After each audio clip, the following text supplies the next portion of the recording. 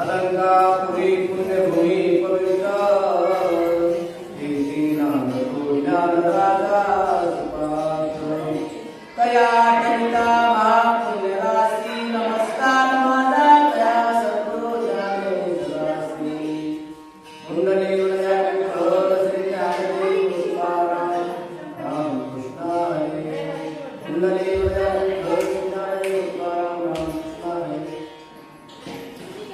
लेणे कर्माची वेळा नमणे सकळा साधका निद्रा घोरले प्रभो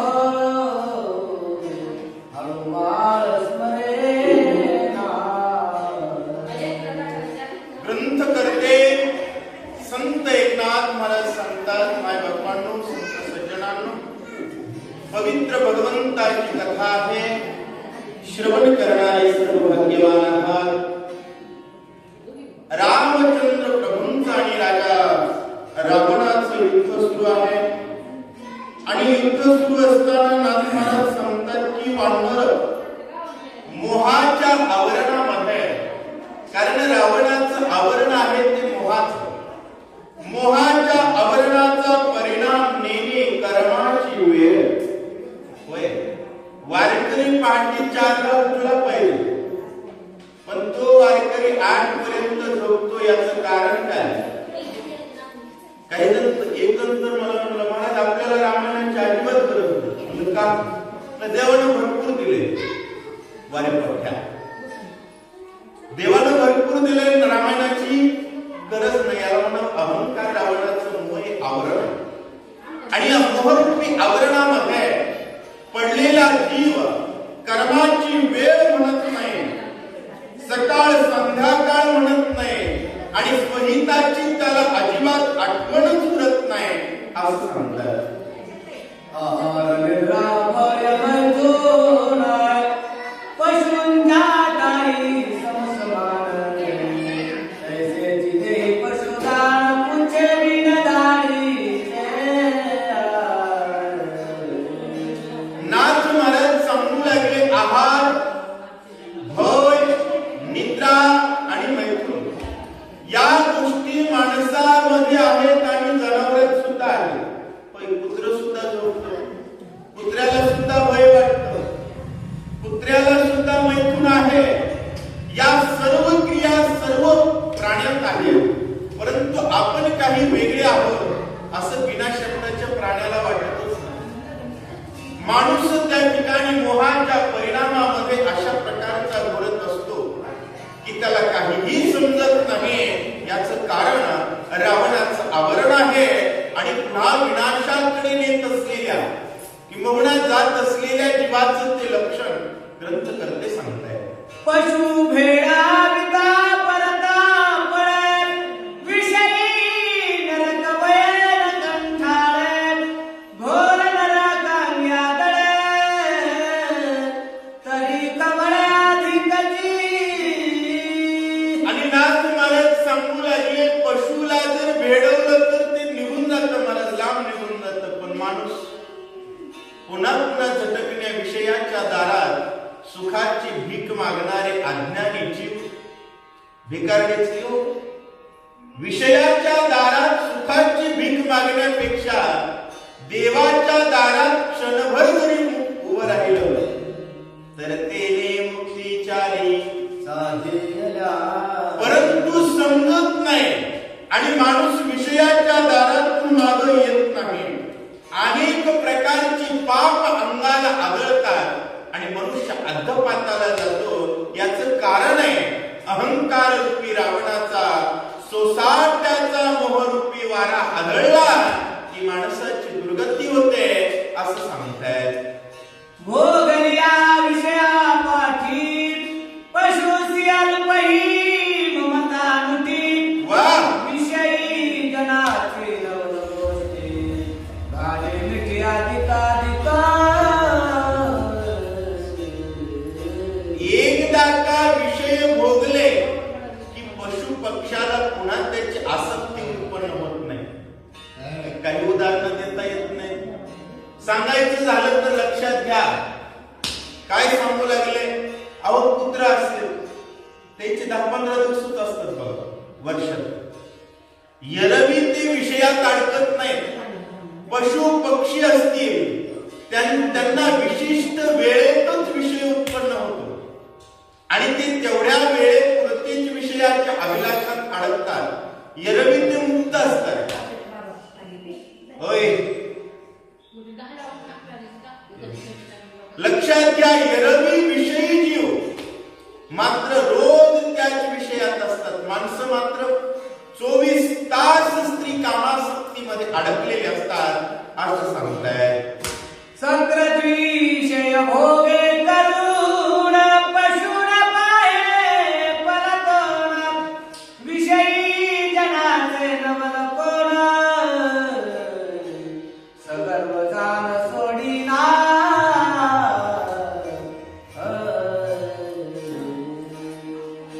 अहो सकृत विषय भोगे करून एकदा का विषय भोगला की पुन्हा जीव सामान्य प्राणी पशु त्या विषयात पुन्हा जातच नाही, अजिबात अडकत नाही, फिरून सुद्धा बघत नाही. परंतु माणसं, नाथ महाराजांनी सांगितलं, खरनेने मर्यादा दिवसा दिवसा देखोनी जनपदा वेश्याद्वारी विचरे सदा न फिरे कदा माघारी. एखादा व्यक्ती एखाद्या कामासक्त स्त्रीच्या घरापुढे फिरत असताना त्याला लाज वाटत नाही, निर्लज्जपणे फिरत असतो. लोक काय म्हणतील याची त्याला चिंता नसते, खंत नसते. एवढा मोहाचा प्रभाव राजा रावणाच्या प्रभावात आल्यानं होतं. प्रभू रामचंद्राचं भजन विसरल्याचे परिणाम प्राणी दुर्गतीला प्राप्त होतात असं सांगताय. पशु विषय भोगू जायत मागुता परत न पाहे विषयी जनाचे अपूर्व आहे नवल काय सांगू मी. नवल काय सांगू मी, विषय जनाचं मात्र अपूर्व आहे. माणसं पुन्हा पुन्हा पुन्हा पुन्हा फिरू फिरू फिरू फिरू तिथंच शेण खायला जातात. जनावरांना तसं करत नाहीत. मग जनावर त्यांच्या वजनात असतात. एखाद्या विशिष्ट वेळेमध्ये विषयांचं सेवन करणं संतांच्या व्याख्येत विधीने सेवन विषय त्यागा समान. एखाद्या विशिष्ट विधीनं, विधीपूर्वक याचा अर्थ काय, लग्न हे विधी आहे बरं का. संस्काराच्या अनुरूपानं विषयाचं सेवन करणं हे त्यागाच्या बरोबरीच आहे. परंतु कोणताच नियम नाही. कधीही उठणं आणि विषयात प्रवृत्त होणं हे मात्र गाढवाचं लक्षण आहे असं नाथ महाराज सांगतात. प्रीती जव जव भोग घडे तव तव ममता अधिक वाढे मोथड भुतड बरे तुडे अलंकार पोडे घडविता. प्रीती जव जव भोग घडे अंतव तव ममता अधिक वाढे. एकदा का माणसाला विषयाची प्राप्ती झाली की विषयाचा भोगून त्याग व्हायला पाहिजे.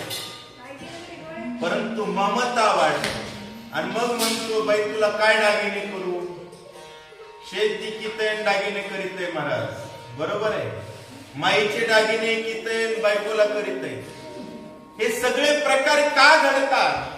हे राजा रावणाचं कामरूपी मोहरूपी जे आवरण आहे त्या आवरणाचा भयंकर प्रभाव नाथ महाराज सांगताय. विषयी संतते झाले तरी अधिकेची गुंती पडली ममता अधिक खवळली सुदृढ घडली जन्म देली. विषयी संतती झाली तरी अधिकची गुंती पडली.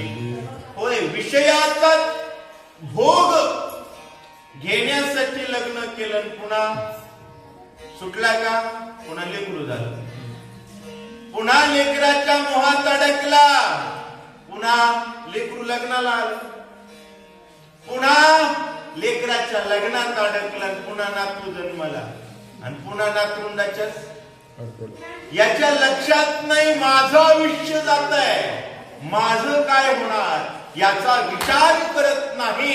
हे एकमेव अज्ञान, या अज्ञानाचा जन्म रावणाच्या प्रभावाचा परिणाम आहे असं सांगतात. चित्ता साकडी पडे तेने अधिक डाव चढे, ऋणा माझी सफाई बुडे, नरक पुढे आले वार, अनिवार्य नरक पुढे मनस. लक्षात येत नाही विसरला तया, वचते लखाने 84च्या.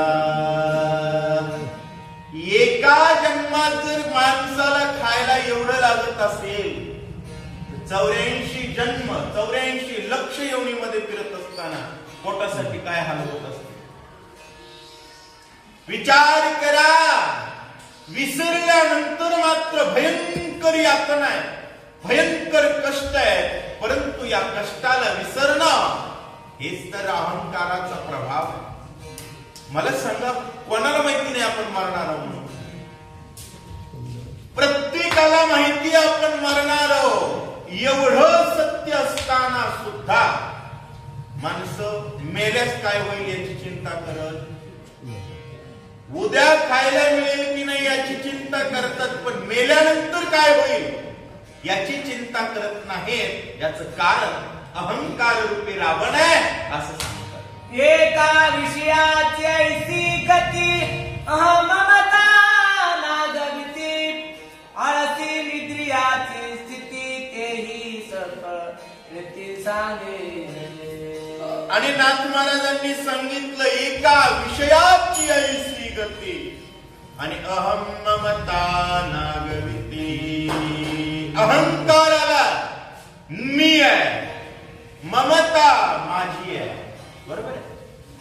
मी आहे म्हणलं की माझी आहे, माझी आहे म्हणलं की माझे, माझी बायको माझी लेकर, माझी संपत्ती माझी श्रीमंती, माझी गाडी माझा बंगला. याच्यात अख्खा नागवा होऊन जातो महाराज, अख्खा नागवा होतो.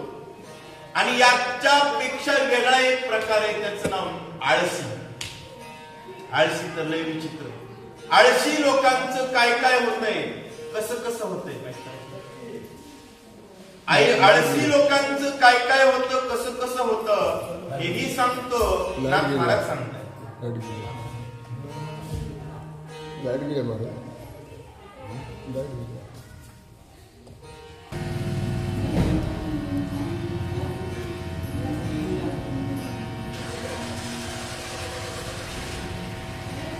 कोटी वेचिता स्वर्ण नरदेही विषदान, न मिळे न मिळे अदक्ष, नाना साधने करताये. नाथ महाराज सांगू लागलेले आहेत, कोटी वेचिता सुवर्ण. होय, किती टनानं सोनं वाटल्यानंतर मिनिट चुकल. कालची घटना कसली आहे महाराज? किती सोनं असेल त्या माणसाकडे? राज्याचा उपमुख्यमंत्री गाळाच्या सपाट्यातून वाचू शकला का? नाही वाचू शकला. अर्धा क्षण चुकवला असता तर व्यक्ती आज मजेत असता. दिलखुलास बोलणारा माणूस होता. परंतु सांगण्याचा विषय अशा प्रकारचा आहे की काळाची ती उडी पडेल बा जेव्हा, सोडविना तेव्हा मायबाप. आई तशीच घरात राहिली आणि पवार साहेब निघून गेले. बरोबर.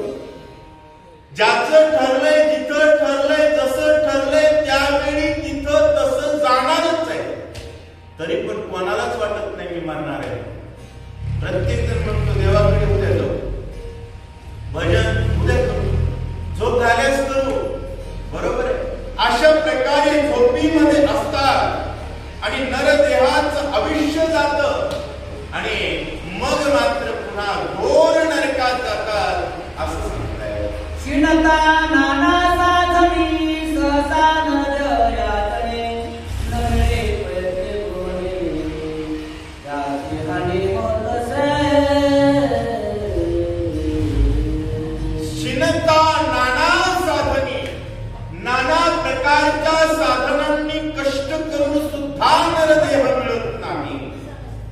कारण नरदेह दुर्लभ जाना, नरदेह दुर्लभ जाना.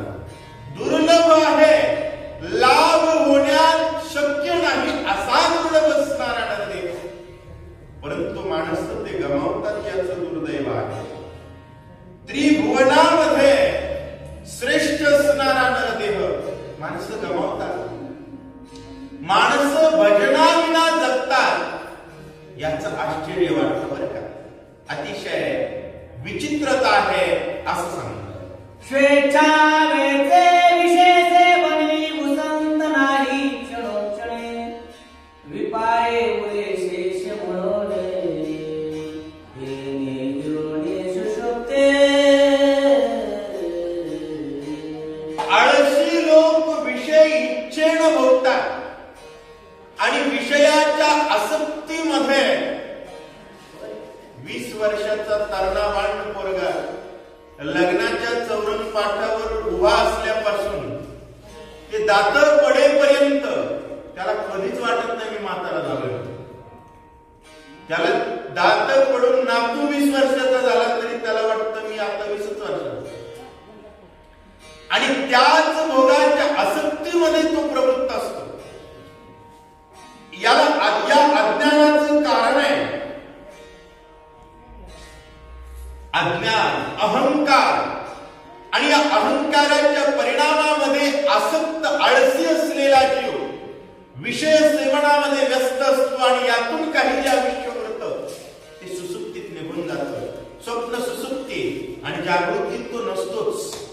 अशा प्रकारे त्याचा नाश होतो असं सांगतात. नेणे कर्माची वेळ न म्हणे सकळ संध्याकाळ निद्रा धोरले प्रबळ काही हळूमाळ स्मरेना. त्याला सकाळ कळत नाही, संध्याकाळ कळत नाही, दुपार कळत नाही, मध्यरात्र कळत.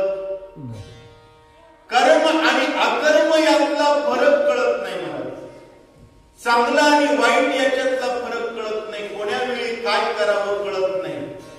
रिकामा व्यक्ती असतो अशा प्रकारे सांगतात. नाटली गेल्या विषा नाटली स्वधर्म सहसा वा मुंबत पडे सर्प जैसा नाटवे सहसा लदस्ता.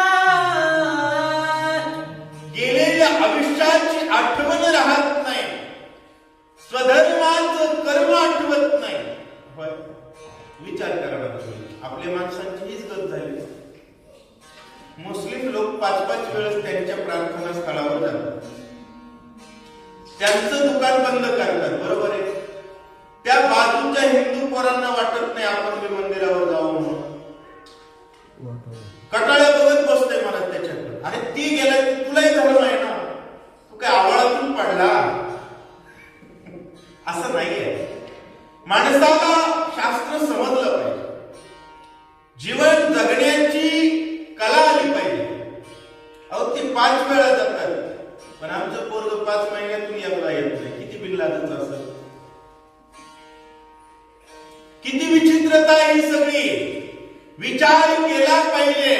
पण नाथ महाराज सांगतायत आळसी असणारा झोपेत असतो, त्याला स्वधर्म कळत नाही, मंदिरावर जावं हे कळत नाही, आई वडिलांना सन्मान द्यावा हे कळत नाही, त्याला हृदयस्थानची आठवण येत नाही. होय, हा 4 व्हीलर गाडीत फिरतो, हा दिवसातून 3 ड्रेस बदलतो, पण याला लक्षात राहत नाही माईचं लुगडं फाटलंय म्हणून. का? आळशी आहे. अशा प्रकारे सर्व प्रभाव हा रावणाचा आहे असं सांगतात. विपाये चुकल्या सुसुप्ती तरी अनाडी भरे व्रती स्वेच्छा सारी पाठ खेळते. बाबा ना तरे मांडती बुद्धी बळे. नाथ महाराज सांगू लागलेले आहेत माय बापांनो, विपायी चुकल्या सुसुप्ती. पहिली गोष्ट तर 12 वाजेपर्यंत झोपीतला उठतच नाही. उठला बिना तोंड घासता तसा चहा पेला, तोंड पुसून हिवाळ्यात आंघोळच करीत नाही तो 2-2 महिने. लग्नाचा विषय सोडा, परंतु एवढ्यातून जर उठलाच तर पती पिशीत बसतोय. एका दुरी तिरी. अरे आपल्या जीवनाचा जोकर झाला त्याचं काय? याच्या लक्षात राहत नाही. कटाळ्या नुसता फिरत असतो, नुसता. नाथ महाराज सांगताय एवढ्यातून वेळ मिळाला तर कॅरम खेळतो, बुद्धिबळ खेळतो, पण बुद्धीच नाही तर बळ कुठलं येईल? होय, सुसुप्तीच्या बाहेर येत नाही, अजिबात भजनाचा विचार करत नाही. हा सगळा परिणाम कोणाचा आहे? रावणाच्या तोंडात गेलेल्या जीवाचं लक्षण आहे. रावणाचा जो मोहरूपी आवरण आहे, त्या मोहरूपी आवरणाचा आदाडा बसला की माणसं असं येण्यावी करतात. आणि एवढ्या मोहाच्या वाटोळीमध्ये ज्यानं आपल्या श्रद्धेचा दिवा जपलाय आणि जो अखंड भजन करतोय तो बलवान आहे असं सांगतात. स्वर्गीचे चिंतिती सुरबला कर्मभूमी नरा शरीर पावता तुके झाले ऐसा थोर नरदेह. स्वर्गातली देव त्या ठिकाणी चिंतन करतायत, चिंता करतायत की जर आपल्याला नरदेह मिळाला तर आपण भजन करू आणि वैकुंठाला जाऊ. कारण स्वर्गात मजा नाही बरं का. स्वर्गात चांगलं काहीच नाहीये. कोणत्याच आपल्या संतानं स्वर्गाची अपेक्षा सांगितली नाही. आपल्या फोटोवर स्वर्गवासी कमी, वैकुंठवासी जास्त लिहितात. बरोबर आहे. कारण वैकुंठाची अपेक्षा, वैकुंठ होणं म्हणजे प्रभूशी एकरूप होणं. स्वर्गातले देव विचार करतात आम्ही काहीतरी पुण्यकर्म करून नरदेह मिळवून भजन करू, परंतु ज्याला मिळाला त्याची मात्र बुद्धी शेण खाते. ऐसी नरदेहाची योग्यता दुर्लभ प्रमादिता समजता ते देह पाहुणे तत्वताय विषयी सर्वथा नावडे नाडले. ऐसी नरदेहाची योग्यता.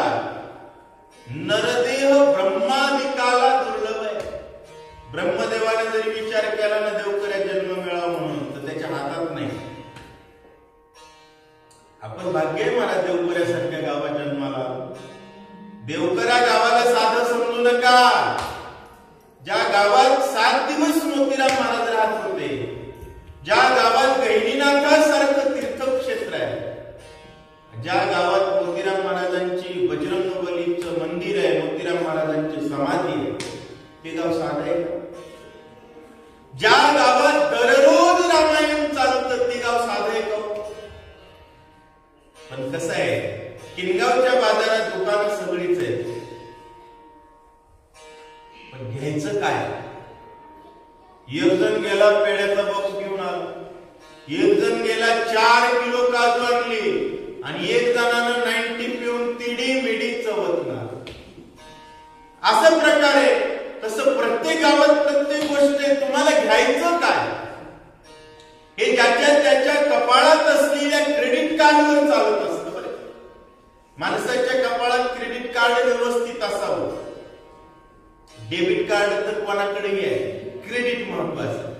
असं सांगण्याचा विषय मनुष्य देह मिळणं हे जगातील सर्वात दुर्लभ आहे, परंतु ज्याला मिळाला त्यानं मात्र त्या देहाचं वाटोळं केलं असं सांगितलं. आम्ही श्रीरामाचे गण सद्गुरु हनुमंताचे कृपे करुण पावलो आता हे मोह निमग्नाचे विधान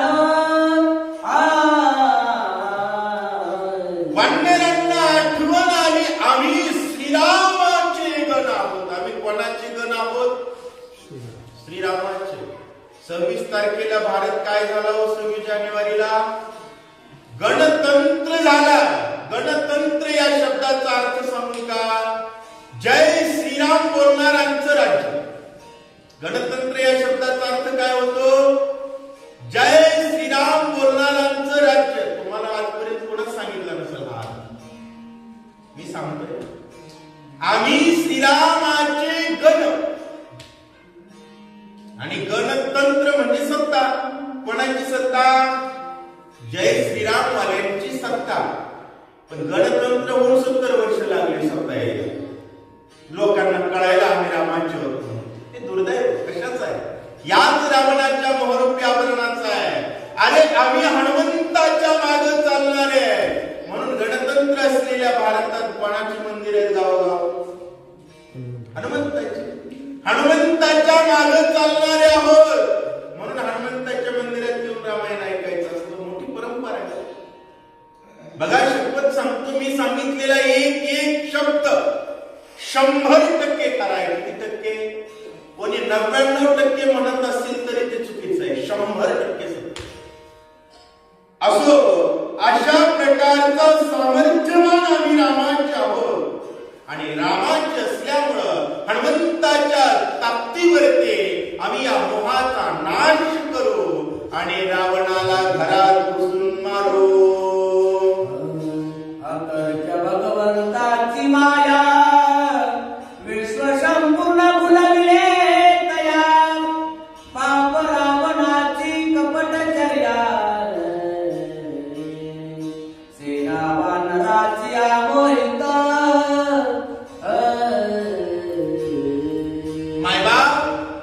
भगवंताची माया अतर्क्य आहे. जिचा तर्क करणं शक्य नाही अशी अतर्क्य माया. रावणाची कपटचर्या. माणसाची दिनचर्या चांगली असते. आपली दिनचर्या काय असते? सकाळी उठल्या उठल्या, झोपेतून उठल्या उठल्या रामकृष्ण हरी म्हणावं. सकाळी स्नान झाल्याबरोबर भगवंताच्या दर्शनाला जावं, देवपूजा करावी, है की नाही? दिनचर्या. परंतु राजा रावणाची कपटचर्या आणि कपट आचर्येमुळं मोहाचा प्रभाव समाजावरती पडतो आणि मोहाच्या संभ्रमात आलेला समाज ब्रह्म असणाऱ्या भगवान प्रभू रामचंद्राचा विसर करतो. आणि या विसराचा परिणाम म्हणून क्षयाला जातो, नरकाला जातो. अन्यथा माणसाची जीवनचर्या जर राम असेल तर मग मात्र मोहाचा विनाश करता येतो असं सांगताय. तथापि भगवंताचे वरद हरिभक्तान माझी द्वंद्व. विरसोनी मायेचा वाद. छान. स्वरूप शुद्ध भोगिती.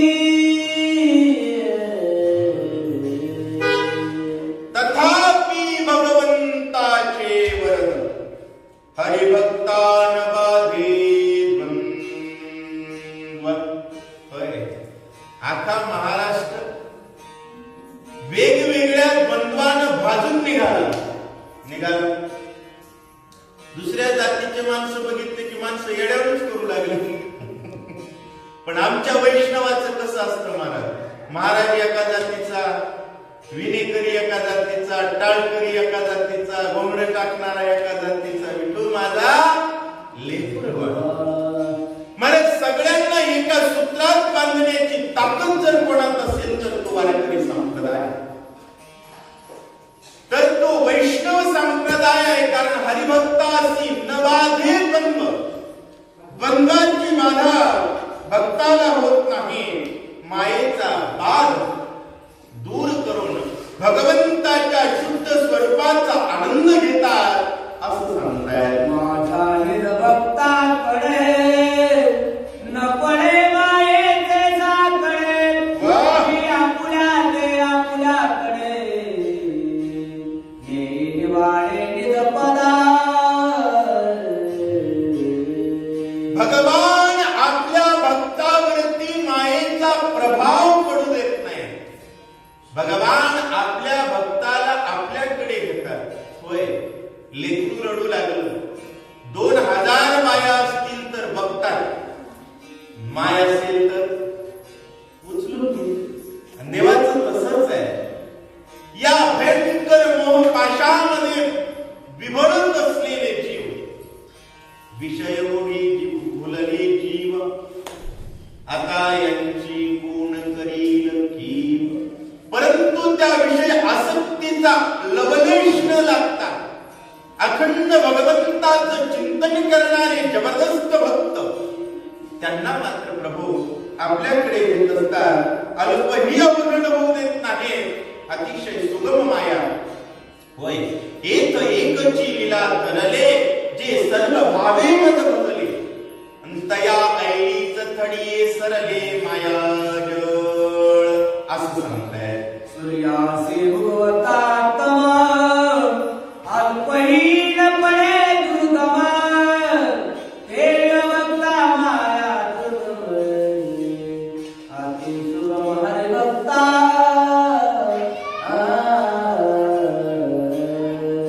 होय, सूर्यासी उगवतात्म.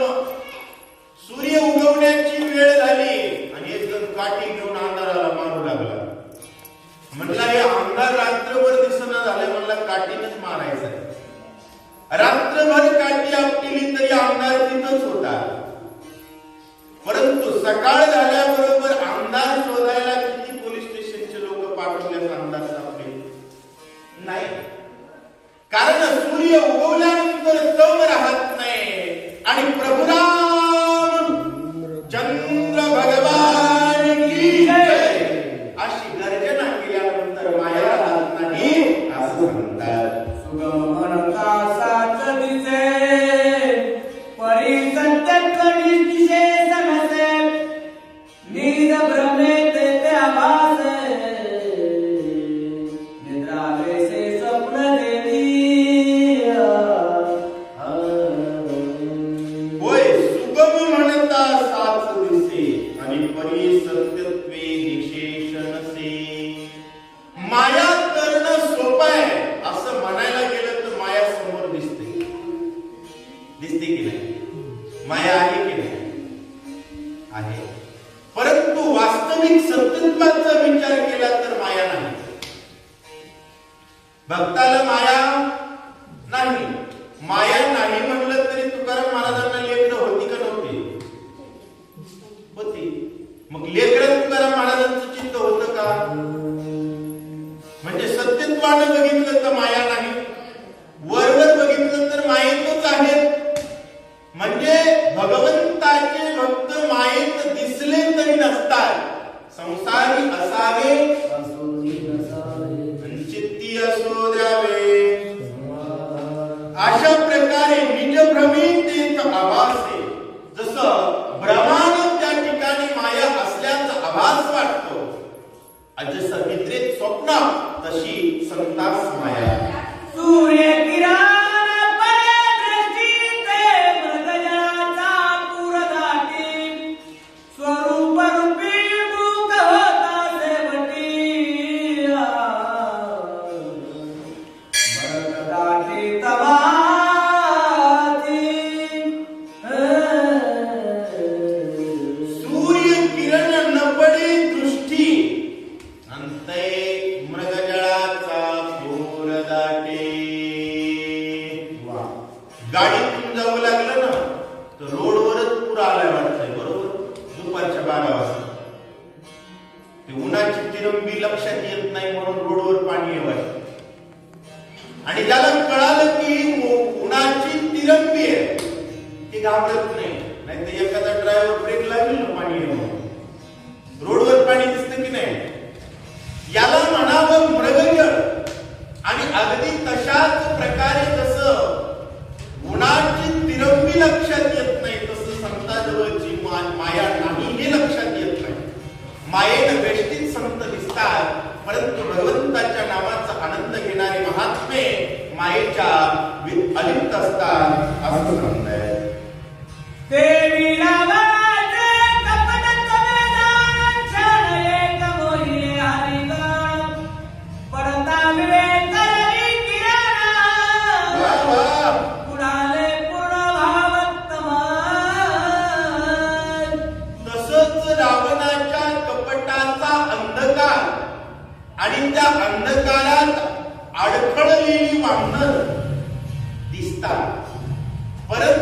विवेक रवी किरण. विवेक म्हणजे काय करावं काय करू नये असा सूर्य ज्याच्या जीवनात उगवलेला आहे. माणसाच्या जीवनात जर विवेक असेल त्याला भजन कर म्हणून ओरडण्याची गरज नाही. भजनाशिवाय जगतच नाही. संतते विवेक असं केले. माधवबाबा रात्री 2 वाजता भजन करायचे म्हणून एकटेच. कारण तिथं विवेक आहे, त्या ठिकाणी विसर नाही. आणि जिथं अविवेक आहे तिथं आठव नाही. आठव नसणं हा रावणाच्या प्रभावाचा परिणाम आहे. आणि विसर नसणं हे संत संगतीचं लक्षण. हनुमंताच्या संगतीत असलेली वानर काही क्षण भगवंताला विसरून मोहात पडल्याची भासली, परंतु एकदा मोठ्यानं गर्जना झाली. मला प्रभू रामचंद्र भगवान की जय. मोह मेला. उदया येता बोधांचा आता तव निषेध उडवले गेले कायक. ज्ञान मुखाने उजळली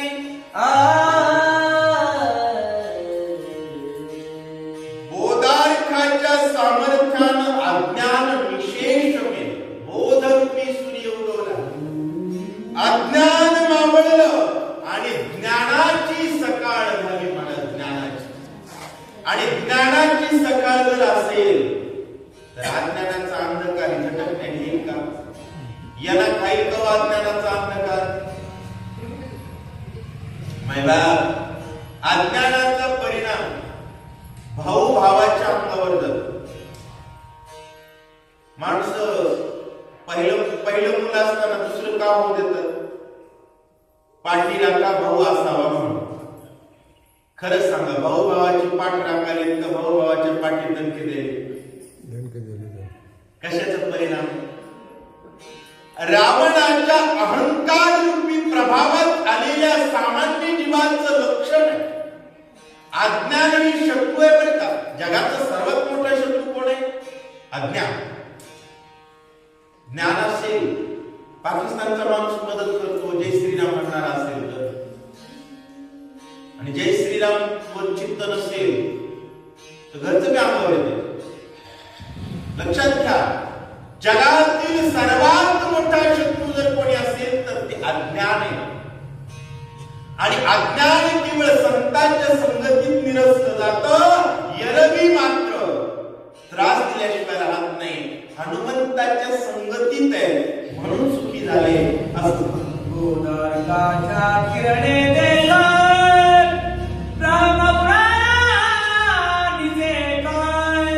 सावध झाले विवेक सविवेक. अपूर्व अनेक पुढे झाले.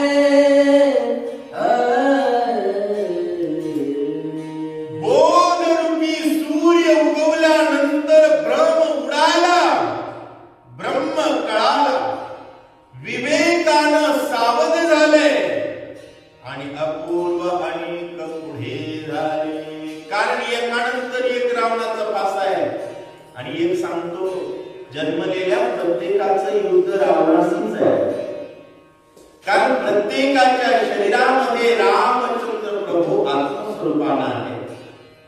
त्या आत्मस्वरूपाचा आठवण करणारी भक्तिरूपी सीता याच देह अभिमानरूपी लंकेच्या रावणानं चोरली. म्हणून तर अहंकारी माणसं माझं घर म्हणतात, माझा जीव म्हणत नाहीत, माझा देव म्हणत नाही. आणि या राजा रावणाचा आणि प्रभू रामचंद्राचा अखंड युद्ध आहे. या युद्धात जर सावध राहायचं असेल, सुखी व्हायचं असेल तर मायबापांनो भावार्थ रामायण ऐका. विज्ञानमय कोश ज्ञान केवळ तमाचे अमरण.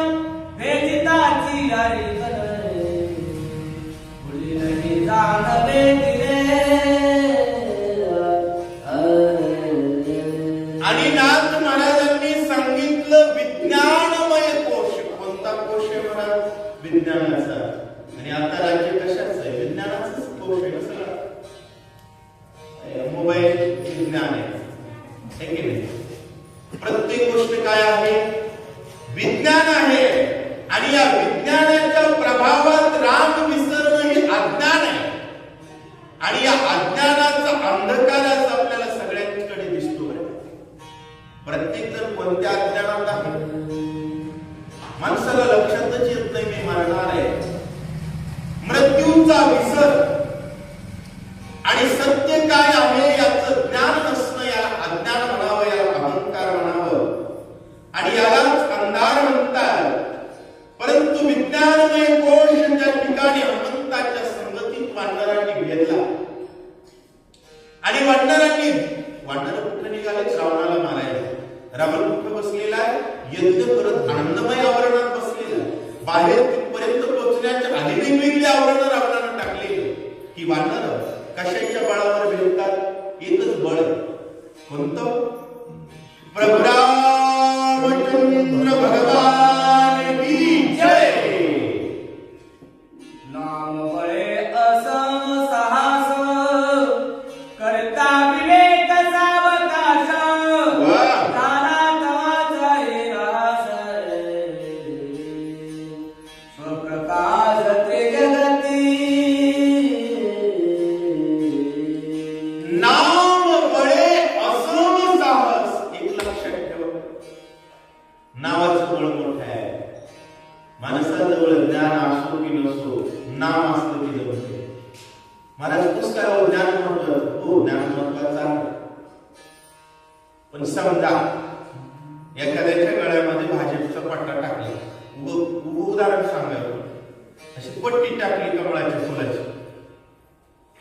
तो माणूस कोण्या पक्षाचा आहे की, पण त्याच्या गळ्यात पट्टी भाजपची आहे आणि तो नेमका भाजपच्या सभेपासून जाऊ लागला. आणि तिथं जेवायला होतं महाराज कार्यकर्ते, बालुशाही बासुंदी मुक्ती. त्याचा पट्टा बघितला त्याला पोटभर खाऊ लागलं. महत्व ज्ञानाला आहे का नामाला? त्याच्या जवळ जे नाम आहे त्याला महत्व मिळालं की नाही? अगदी तसंच आहे. नाम महत्वाचं आहे. नाम. एक जणाच्या पोराचंच नाव नरेंद्र होतं. नव्वदी होतं. उग समजा की त्याला त्यानं मागितले 500 रुपये टेबला खालून. यानं उगच म्हणला नरेंद्र, उगच म्हणला हो. पण त्याला वाटलं मोदीचं पाहुणा आहे की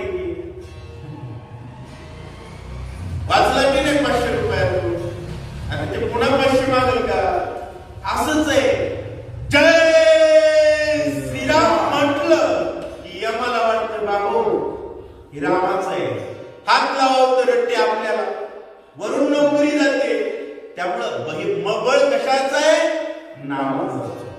नाम हाच विवेक आहे. नाम हेच ज्ञान आहे. नाम हेच विज्ञान आहे. नाम हेच ब्रह्म आहे.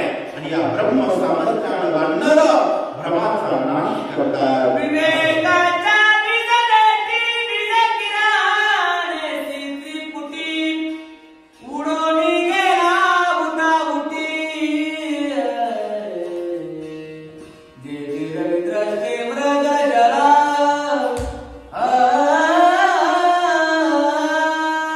विवेकाच्या किरणाचा प्रभाव आहे. तमरूपी अज्ञानरूपी अंधकार निशेष निसरला. कसा? अंधारच उरला नाही, काहीच उरला नाही. सगळीकडे प्रकाश आहे.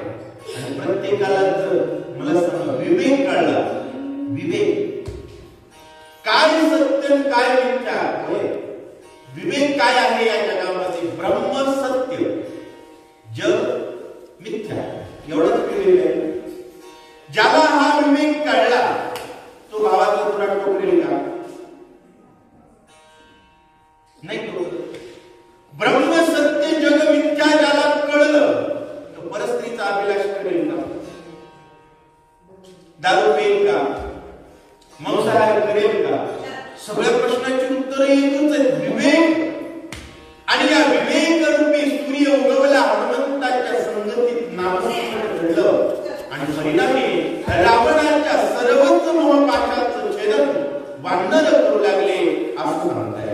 द्रष्टा द्रष्ट दर्शन ज्ञाता निजला कर्ता कार्य आणि कारण याचे भान उडाले. होय, विवेकाचा परिणाम आहे दृष्टा दर्श दर्शन ज्ञानाज्ञेय विज्ञान. दृष्टा कोण आहे? पाहणारा देव आहे. दर्शन म्हणजे काय? वस्तू क्रिया आहे. दृश्य म्हणजे काय? वस्तू आहे, नाशवान अविनाशी तत्व लक्षात आल्यानंतर ज्ञाता ज्ञेय विज्ञान. मी ज्ञाता आहे, मला ज्ञेय आहे म्हणजे जाणीव आहे आणि मला या गोष्टीबद्दलचं ज्ञान आहे. या सर्व प्रकारचा अहंकार कुठपर्यंत असतो एक लक्षात घ्या. भारत माता की जय म्हटल्याबरोबर आता गहिनीनाथ गड आपला झाला, पंढरपूरचा पांडुरंग आपला झाला, अयोध्येचा रामही आपला झाला, गावातली पाण्याची टाकी सुद्धा आपली झाली. कारण हे सगळं भारतातच आहे की. आलं लक्षात? ज्ञेय ज्ञाता आणि ज्ञान या वस्तूबद्दलचं ज्ञान आहे. मी जाणताय या सर्व गोष्टींपेक्षा देव माझाही भावना श्रेष्ठ. आणि ही भावना म्हणजेच विवेक, ही भावना म्हणजेच ज्ञान. आणि अशा ज्ञान दृष्टीनं वाटतं करता कार्य आणि कारण विसर. कसं आहे, भारत माता की जय ही जोपर्यंत माणसाला कळत नाही तोपर्यंत माणूस काय म्हणतो? मी केलंय, मी केलं म्हणून झालं, माझ्याशिवाय होतंय का? भारत माता की जय म्हटल्यानंतर जे केलंय ते भारताचं आहे, मी स्वतःच भारताचा आहे. मी काय केलंय? पाण्यात जर थेट पडला तर वेगळा नसतो, बरोबर आहे. तसं व्यक्ती जर भगवंताशी एकरूप झाला तर अहम भावनेचा विसर पडतो आणि मग कष्टातून बाजूला सरकून व्यथा विरहित होतो असं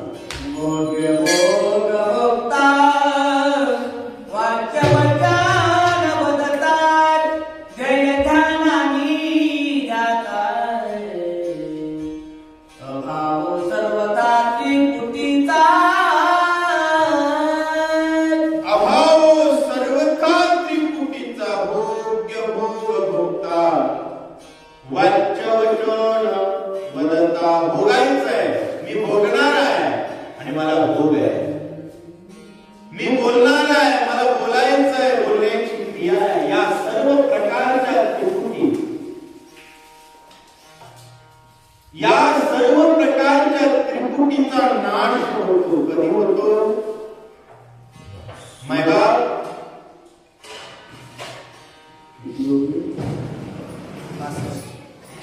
या सर्व गोष्टींचा नाश होतो. बोधारकाचा जर सूर्य उगवला, अभाव सर्वथा त्रिपुटीचा. राम नामासी चित्त एकरूप झाल्यानंतर त्रिपुटीचा पूर्ण अभाव होतो असं. बोधारकाचा उदय झाला, स्वप्रकाशी त्रिभुवन सवाय झाले आनंद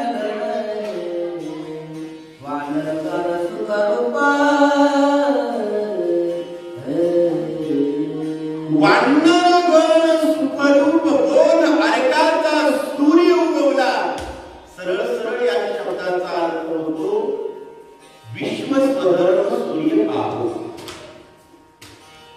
आणि स्वधर्माचा सूर्य जर विश्वाला कळाला तर जो जे वांछिल तो ते लावून लक्षात घ्या. कधी कधी काय होतं, अज्ञानी जीवाच्या डोक्यात काय असतं? माझ्या बायकोला लेकराला खायला चांगलं चुंगलं मिळालं, बरोबर आहे. अज्ञानी लोकांच्या जीव ज्याला वाटतं, ज्याचं डोकं गावापुरतं आहे त्याला वाटतं माझं गाव सुखी व्हावं. ज्याचं डोकं देशापुरतं आहे त्याला वाटतं माझा देश सुखी व्हावा. आणि ज्याचं डोकं रामापुरतं आहे त्याला वाटतं हे विश्वची माझे घर ऐसी मती जयाची स्थिर आणि किंबहुना चराचर आपणची झाला. मायबाप ज्याची बुद्धी बारकी आहे त्याला हरभऱ्याचा डाळा भावाने जरी उपडला तर त्याचं डोकं सुटत होते. बरोबर आहे की नाही? आणि ज्याची बुद्धी मोठी आहे त्याला भारतातला प्रत्येक व्यक्ती पोटभर जेवला पाहिजे ही भावना असते. किंबहुना सर्व सुखे पूर्ण होऊनी प्रत्येक जणाला मिळावं, प्रत्येक जण सुखी राहावा ही भावना बोध अर्थ ज्ञानरूपी सूर्य डोक्यात उगवल्यानंतर निर्माण होते. आणि ही भावना संतांच्या स्मृतीतच येते, एरवी नाही असं. आनंदमय झाली प्रती विसरले ते ब्रह्मस्फूर्ती निघाले होते रावण घाटे ही स्थिती विसरले. वानर रामचंद्र प्रभूंच्या नामाचा गजर केला. भ्रम तर दूर झाला पण ब्रह्मासी एकरूप झाले. अहंकार मारायचं विसरले. का मेला? कसा मेला? तुका म्हणे देह भरिला विठ्ठली काम तुझे गेले भरले. काठी घेऊन मालक घरात आल्याबरोबर चोर पडून गेला. वेगळं सांगायची गरज नाही. वानर भगवत नामानं घडले. विसरले कार्य कारण विसरले वैरी रावण विसरले रघुनंदन वानर पण विसरले.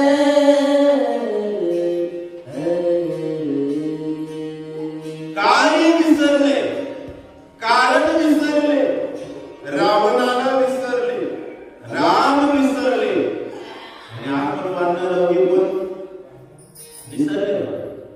एकरूप झाले. कारण राम म्हणतात रामजी होईल अशा पदवीवरती नाम स्मरणाच्या बळानं वानर पोहोचली.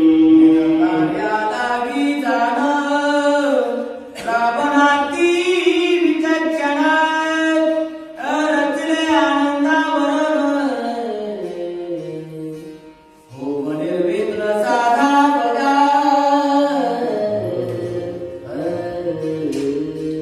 आणि नाथ महाराज सांगू लागले विचित्र अशा प्रकारचा रावण आहे. रावणाचं मोहरूपी आवरण वानरांनी छेदून टाकलं. एवढं सोपं नाही का? मोहरूपी आवरण छेदणं इतकं सोपं नाही, परंतु छेदलं. पण रावण सुद्धा इतका सोपा नाही. रावणानं त्याच्या पुढे आनंदरूपी आवरण आहे आणि ते आनंदरूपी आवरण वानर कसं भेटतात लक्ष द्या. तपरी ते नव्हे अखंड भेदे गेले खंड विखंड विषया कारणे उदंड अति प्रचंड विस्तार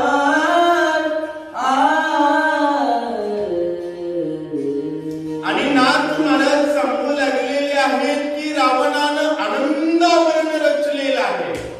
परिते नव्हे अखंड. कारण अखंड आनंद, नित्यानंद, सदानंद, सच्चिदानंद हे तर फक्त राम आहे. रावणाचं आनंद आवरण विषयाचं अवडंबर दाखवण्यासाठी रचलेलं पाखंड आहे. ते अखंड नाही. कारण पाखंड अखंड नसतं बरं का. पाखंड क्षणिक असतं. विषयी जीवाला प्रभुरामचंद्रांपासून भरकटवणं आणि विनाशात ढकलणं याच्या पलीकडे कोणताही उद्देश आनंद आवरण रचण्याचा रावणाचा नव्हता असं सांगतात. जे जे रसी जो जो भले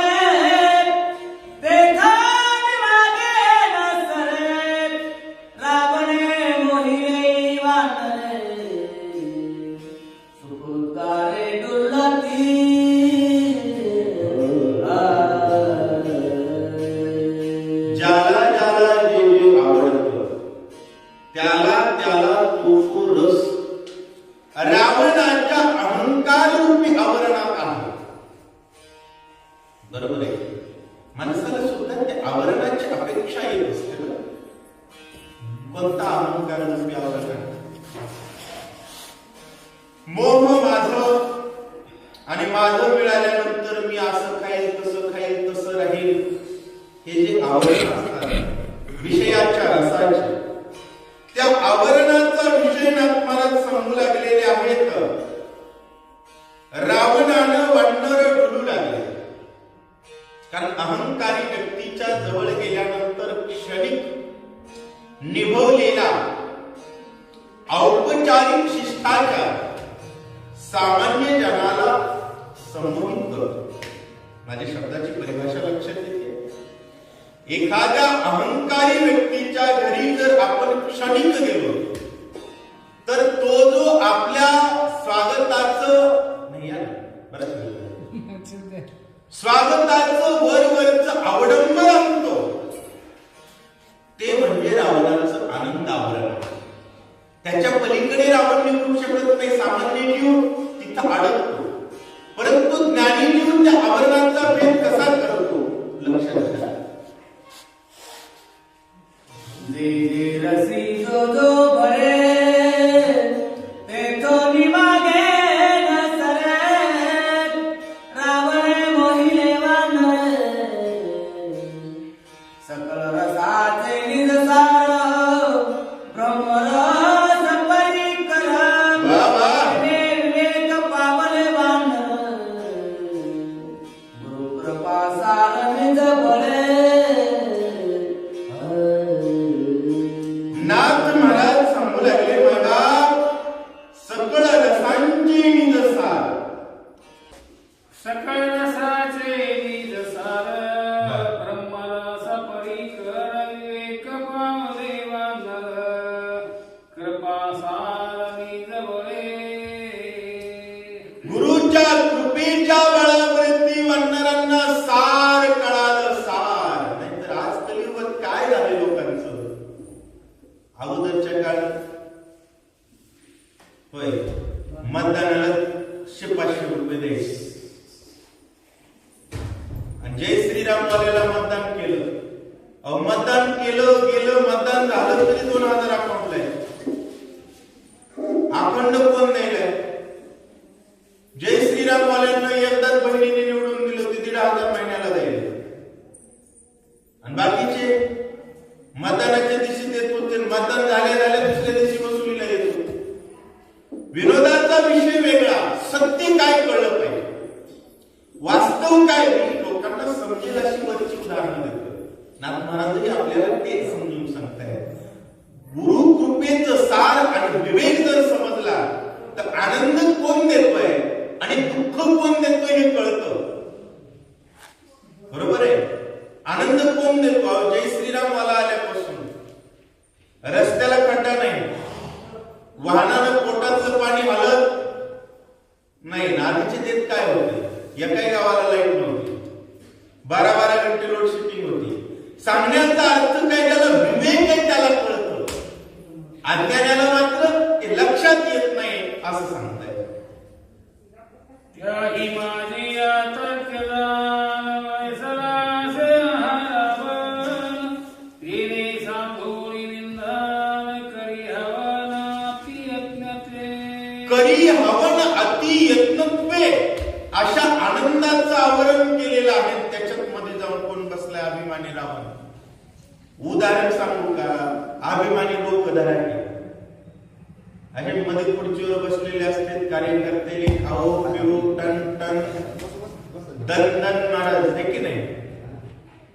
पण ती किती अहंकारी असतात, वेळ आल्यास कळतं. कोणाचेही मित्र नसतात ते फक्त कार्य साधण्यापुरतं आनंदाचं अवडंबर त्यांनी उभं केलेलं असतं. वेळ संपल्यानंतर उरलेलं घरातलं उष्ट पाणी सुद्धा देत नाहीत. असाच तो अहंकारी रावण आहे, ज्याचं हे सर्व अवडंबर आहे, ज्यानं मुद्दाम रचलेला आहे असं नाथ. त्याशी देखताची दृष्टी सरसावल्या नरकोटी, निर्सितावर नकोटी रावण दृष्टी देखी. आणि ही सगळी आवरण बाजूला केल्यानंतर आपल्याला कळतं कोण रावण आणि कोण राम. नाही तर बरेच लोक म्हणते आपला जातवाला आहे, काही जण म्हणते आपला बाई आहे. तो रावण आहे हे कळायला वेळ जातो. ते रावण आहे हे कळण्यासाठी संतांची संगत लागते, गुरुची कृपा लागते, तेव्हा विनाश थांबवता येतो. अन्यथा विनाश भयंकर असतो. जे बजरंग बलीच्या संगतीत आहेत का, जे दिवसातून एकदा तरी हनुमंताचं दर्शन घेतात का, त्यांच्या कपाळात असला प्रकाश पडू शकतो. भल्या कपाळात असा प्रकाश पडत नाही असं नाथ महाराज सांगू लागले. या वानरांनी हनुमान सोबत असल्यामुळे काय केलं, विवेकाच्या ताकदीत सप्तावरणाचा भेद केला. रावण उघडा बघितला. आता बघितलेल्या रावणाला फक्त झपके द्यायचं काम आहे, दुसरं काही काम आहे का? उघड उघड सांगू का? काँग्रेस पार्टी काही म्हणते मला नाव कसं घ्यावं, आमच्या देवाचा विरोध करणाऱ्याचे आम्हाला काय भिड आहे? आणि वेळी धरू असले बांगड्या घातलेले फक्त आम्ही नाहीये, बांगड्या घातलेल्यांचा विषय वेगळा. प्रभू रामचंद्रजींचा विरोध करणारी प्रवृत्ती आज भीक मागून माणसं भेटणार ही वृत्ती येत असते का? विवेकाच्या ताकदीनं समाजानं रावण ओळखला आणि राम पाहिला, राम मिळाला. आता रामाचा गजर आहे, रावणाचा फक्त मार आहे. माझी दगड दिसे गुळाची सारिका गोड, तू निघाली जावड करीत उपाड दाताचा. करीत उपाड दाताचा. अहो रावणाच्या जवळचं सुख कसं आहे नाथ महाराजांनी सांगितलं. जेवी गुळा माझी दगड, तो का हा गुळ आहे, असल्याच रंगाचा मध्ये दगड आहे. गुळ वाटला कटकन टाकलं असा चावल्याबरोबर दात पाडला. असंच आहे वरवर दिसणारे गोड पोटातून किती कडू आहे, खुईट आहे हे लक्षात येत नाही. म्हणून लक्षात घ्या, काय मुलाला सी वरची आनंदा ऊस ढोंगा परी रसनाची ढोंगा. मायबाप, जोपर्यंत एखादा व्यक्ती भगवान प्रभू रामचंद्रांच्या नावाचा उच्चार करत नाही तोपर्यंत त्याला आपलं म्हणायचं. एखाद्यानं 2-3 शिव्या जरी दिल्या आपल्याला व्यक्ती म्हणून आणि तो जय श्रीराम म्हणत असला तर त्याच्या पायापासून थांबायचं. पण एखादा आपल्याला 2 क्विंटल फुलं अंगावर टाकू लागला आणि जर आपल्या देवाच्या विरोधात बोलू लागला तर सुद्धा बघायचं. याला म्हणावं विवेक. नाता एक राम से तुझा नाता तोड दे, आशा एक राम से तुझी आशा छोड दे. या विवेक सामर्थ्यानं वाढणाऱ्यांनी रावण ओळखला, बघितला. अथवा आंब्याच्या पोटी असती रसाची पोटी, याही माझी अति संकटी असे गाठी अतिवर. नाथ महाराजांनी सांगितलं की लोक कशी असतात पुन्हा समजून सांगू लागले. आंबा गोड आहे, त्याच्यामध्ये गोड रस असतो, पण एखादी गाठ असते, निब्बर गाठ असते आणि ती गाठ माणसाची वाट लावत असते. अशा गाठीची गाठ पडली, समजा आपली पाठ लागली, त्याच्यामुळे गाठ कोणाची पडावी? संगती घडावी सदा सज्जनाची, सावली नसावी कधी दुर्जनाची, असं ग्रंथ करते सांगताय. तेरी कर्म रावणाचे ब्रह्मावरानंदाचे, अंतरी भाव कपटाचे घोर त्याचे आवरण. नाथ महाराजांनी सांगितलं अगदी तसंच रावणाचं आहे. बाहेरून आनंदाचं आवरण आहे आणि आतमध्ये नुसता पोटातून कपटी आहे, निव्वळ कपटी आहे. जवळ आल्यानंतर कार्यक्रम केल्याशिवाय राहत, पण सामान्य माणसाला कळत नाही. काही माणसं म्हणतात आपला माणूस एक सांगतो, मी सतत एकच सांगत असतो, दुसरं सांगतच नाही. रामाशिवाय तुम्हाला कोणी आपलं वाटतं? समजावं आपली बुद्धी दिवाळखोर आहे. काय आहे? दिवाळखोर आहे. आणि राम आपला वाटतो, याला म्हणावं ज्ञानी. आणि त्या ज्ञानदृष्टीने वाटणारा जागे. अहं सुखी आनंद घन ऐसे जेते सुरे सुवन. वा हे जाणावे अभिमान जन्य तेने हरिगण मोहिते. नाथ महाराजांनी सांगितलं, मी म्हणजे भारी असं ज्याला वाटलं, असा जो अभिमानजन्य अहंकार आहे, अभिमानातून सुखाची अपेक्षा करतात, ते हरिजन नाही, ते मूर्खजन आहे. हरिजनांचा मूर्खजनांचा फरक कळतो का? आपण हरिजन आहेत. कोणाचे? हरीचे जन आहोत, रामाचे गण आहोत आणि आनंदाचे अधिकारी आहोत. परंतु अज्ञानी अभिमानजन्य अहंकाराला, आनंदाला सुखी म्हणतात, ते अज्ञानी असतात. किती विश्लेषण तुम्हाला पुन्हा पुन्हा पुन्हा पुन्हा आनंद आवरणाचं करतायत. कारण आनंद आवरणाला सामान्य म्हणतात. बोलू नका हे समजवण्याचा प्रयत्न नाथ महाराज करतायत. तवते निज निष्ठा सावर छेदोनी हम याचे भाग पावले ते अगाध बोध आरामन कंद छेदाया. नाथ महाराजांनी सांगितलं, वानरांना निष्ठेचा बोध आहे. कशाचा बोध असा? प्रभू रामचंद्राच्या चरणावरती निष्ठा आणि त्या निष्ठेचा बोध आहे. माणसाची निष्ठा रामावर असते. काही माणसं स्टेटस ठेवतात, मला सदैव एकनिष्ठ, याच्याशी त्याच्याशी त्याच्याशी. हेच सांगतो, रामाशिवाय कोणावरही असलेली निष्ठा ही निव्वळ निष्ठा आहे. काय आहे? निव्वळ निष्ठा. निष्ठा म्हणजे रामावरच निष्ठा, व्यतिरिक्त कोणावर निष्ठाच नाही, हा विवेक. आणि या विवेकाच्या सामर्थ्यानं, या विवेकाच्या ताकदीनं वानरांनी रावण बघितला, वानरांना रावण दिसला, वानरांना रावण लक्षात आला. ज्याची रामावर निष्ठा नाही ते रावणाचे कार्यकर्ते बनतात. कोणाचे?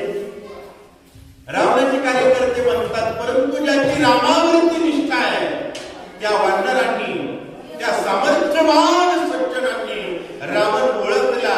म्हणजे आता ओळखलाय ना, बुडातून उपडायचा, मारायचा, असं ठरवलं. दृष्टी देखताची रावण सरसावले वानर. वाह!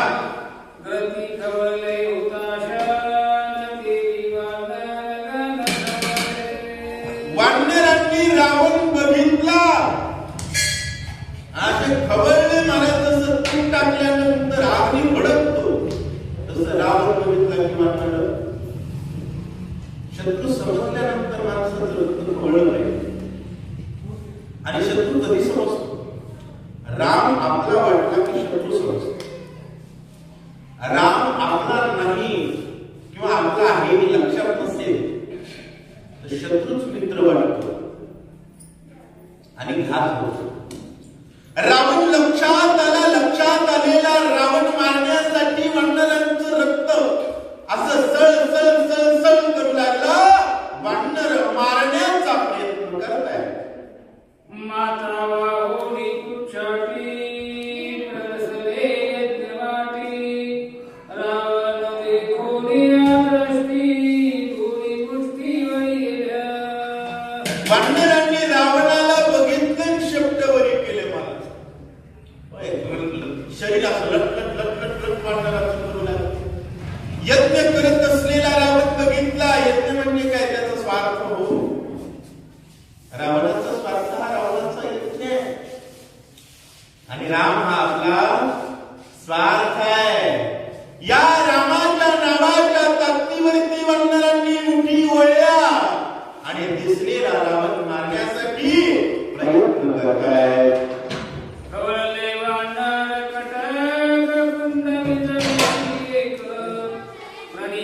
पापापी भरिले उदकते कुंडी विशेष विचविले. ते कुंडी विशेष विचविले. प्रणिता पात्र जेवढे काही रावणाच्या यज्ञाची भांडी होती उचलले पालखी करायला सुरुवात केली. वानर आहेत ते. आमची माणसं विचित्र आहेत. असं प्रत्येक भांडी होती करीत लक्षात आलं पाहिजे रावणाचं काय आणि आपलं रावणाचं काय. एवढं ज्याला कळलं ती वानर गेली रावणाच्या यज्ञाची उलथा पालन करतायत असं म्हणतात. इदंबाई परिसरणा ते पुरती वानरगणा भूमद्रव्य भरिले भागे ओढी गगनी उपरमती. इदमा ती अग्नी असेल त्याच्यामध्ये टाकल्याची बळी असते. एक एक पासन म्हणून आबाळात फेकून ठेवू लागले वानर. रावण ते यज्ञ करीत बसलेला होता. रावणाचं साहित्य घेतलं बिर बिर बिर फेकून देऊ लागले आणि मोठमोठ्याने गर्जना करू लागले. गर्जना एकच आहे, प्रभू रामचंद्र भगवान की जय. रावण निज कार्यार्थी सावधान होती अवरोनी बाह्यव्रती श्रीरामानाती मंत्र जपे. रावण स्वतःच्या कार्यात कुशल आहे. रावण हुशार आहे. रावणाला कळलं पाहिजे म्हणून आले. पण आवरोनी बाह्यव्रती रावण शांत आहे. वानर हायदोस घालतायत, वानर विध्वस्त करतायत. परंतु रावण हुशार आहे. रावण रामाचा नाश करण्यासाठी आहुती टाकतो. सारखी आहुती टाकतो. एकामागे एक मंत्र जपतोय असं सांगतात. वदावया रामभूमित्र मंत्र जपता अव्यग्र मंत्र देवता भयातुर सवय विचार करीत असे. राम आणि लक्ष्मणाला मारण्यासाठी रावण मंत्र जपू लागला. महाराज मंत्र जपू लागला. मंत्र देवतेनं विचार केला म्हणजे माय सगळ्या मंत्राच्या बापाला मारायचं म्हणाले. आपण कोण्या बाजूला व्हावं माणसाला बाजू कळावी. मंत्र देवता विचार करू लागल्या की आता आपण काय करणं आपलं कर्तव्य आहे असं करायचं. मंत्राधीन माझी शक्ती जपकाची कार्यस्थिती साधावया शीघ्रगती जप करीती सावध. मंत्र शक्ती म्हणू लागल्या मांत्रिकाच्या जपशक्ती. मांत्रिक जो जप करतोय त्या अनुरूप शक्ती प्रदान करणं मंत्राचं काम. मंत्रशक्ती विचार करू लागले. रावणानं आपल्याला खेळली आहे. आपण रावणाच्या बंदीत आहोत. जो मंत्र म्हणेल त्याचं काम करावं लागेल. बऱ्याच लोकांना वाटतं की खुईट आहे असं विचित्र आहे तरी याचं चांगलं कसं होतं. अरे तो मंत्र म्हणतो. मंत्राचं बळ आहे. त्या बळाचा प्रभाव परिणाम त्याच्यावर होणार म्हणजे होणार. काही अंशी चांगला प्रभाव पडतच असतो. रावण आहे. रावण मंत्रांना आवडत नव्हता पण रावण मंत्र जप करत होता. मंत्रशक्ती त्याच्याजवळ कार्य करतात असं म्हणतात. भाग्यानुसार मंत्र देवता प्रसन्न रावणाचे विचित्र चिन्ह श्री रघुनंदन. रामचंद्र प्रभूंना रावण मारण्यासाठी प्रयत्न करतोय. मंत्र जपतोय. भाग्यानं मंत्र देवता प्रसन्न व्हावी अशा प्रकारचा विचार रावण करतोय. श्रीरामे जगाची उत्पत्ती श्रीरामे जगाची स्थिती गती जगाची निज विश्रांती निश्चिंती श्रीरामे. होय. रामी जगाची उत्पत्ती, रामी जगाची स्थिती गती. रामी जगाची उत्पत्ती सचिन मूर्ती श्रीराम. राम जगाची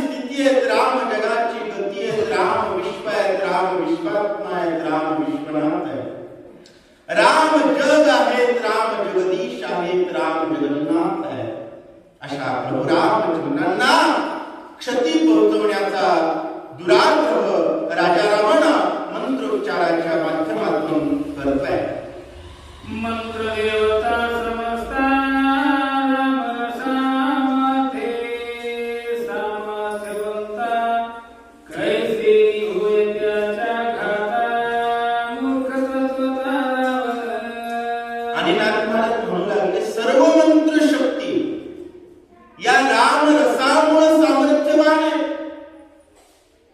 आणि मंत्र शक्तींना सामर्थ्य जर रामामुळे असेल तर मंत्रामुळे राम मरेल का?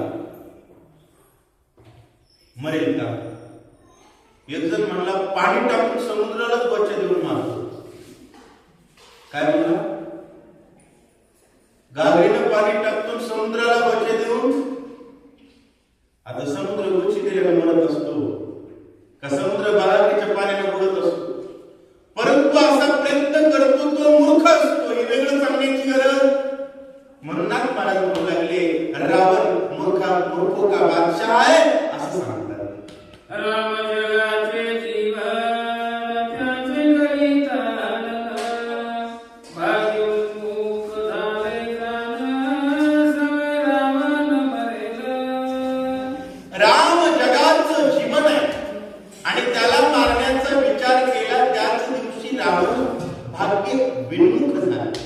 आणि आता रावणाची सरली आणि ज्याची सरली का तो रामाचा विरोध करत असतो. राम आणि रामायणाचा विरोध जो करेल त्यानं विरोध केला की समजावयाचे आता पाया पडून आली महाराज अशा प्रकारचा विषय आहे. आणि काच्या सोगती रामाची जीवन स्थिती येरी प्रवर्तो त्याचे घाती लंकापती भ्रमलासे. आणि त्या मंत्र शक्ती म्हणू लागल्या असतो म्हणल्या राम आमची जीवन स्थिती आमच्या जगण्याची स्थिती राम आहे. आणि त्या रामाला शरण जाणं आपलं काम आहे. ज्याची भाकर खातो त्याची सेवा करावी. आपण आपल्याला भाकर करून देतो. उठवी चालवी बैसवी बोलवी कोण आहे? एक नारायण दयाची म्हणजे चुको नको. या मंत्रशक्तींनी विचार केला रावण मूर्ख झालाय म्हटलं काहीही आवृत्ती टाकायला लागलाय. चुचुंद्र्या मारणं वेगळं रामालाच मारायची आवृत्ती टाकायला लागलाय याच काही खरं नाही असं मंत्रशक्ती विचार करताय. निगमला ते छेदून वरक्षते विराहे आपण कुठल्या तळ्याचे जीवन वाचेली नाही न घडे. होय, मूळ छेदल्यानंतर वृक्ष राहत असतो का? नाही. आणि पाण्याच्या बाहेर उड्या मारून मासा जगत असतो का? माशाने विचार केला मला तापलेल्या तव्यावर किती छान वाटत असतो. त्याला पाणी सोडून तव्यावर उडी मारली त्याचं जमल का? पण किती वर्ष जगल पाना बाहेर का मासा बाहेर? वर्ष. दुसऱ्या मिनिटाला कार्यक्रम आउट. तशा प्रकारे रामचंद्र प्रभू हे पाणी आहे. तुम्ही आम्ही सर्व त्या पाण्यातली मासे आहोत. मायबापांनो, जो मासा पाण्याशिवाय जगायचा विचार करतो तो माणूस आणि तो मासा मूर्ख आहे. याच्यासाठी वेगळं प्रमाणपत्र लागत नाही असं सांगतो. श्रीराम जगाचा पिता प्रवत्सला पितृघाता या श्रीयावया प्रायचित्ता याचा घाता प्रवर्तावे. मंत्रदेवतांनी विचार केला राम जगाचा पिता आहे, राम जगाचा बाप आहे आणि याचा घात करायचा विचार करतोय. म्हणले एखादा भारत माताला विरुद्ध बोलला तर माणूस तिथेच मुंडी दाबेल का नाही? समजा आपल्या जवळ एखादा माणूस बसला पाकिस्तानचं महत्व सांगू लागला भारताला उलट बोलू लागला तिथंच मुंडी दाबता का नाही आपण? कारण आपण कोणाचं खातो? भारताचं खातो. मग निष्ठा आपली कोणावर आहे? भारतावर. तसं मंत्र देवता म्हणू लागल्या रामामुळे आमचं जीवन आहे आणि आमच्याच रामाचा विचार करत असला तर याची मुंडी इथंच पिळतो. अशा प्रकारचा सुंदर विषय नाथ महाराजांचा हा आहे. अध्याय सुंदर आहे. 2-3 भागामध्ये होऊया. पुंडलिक वरदे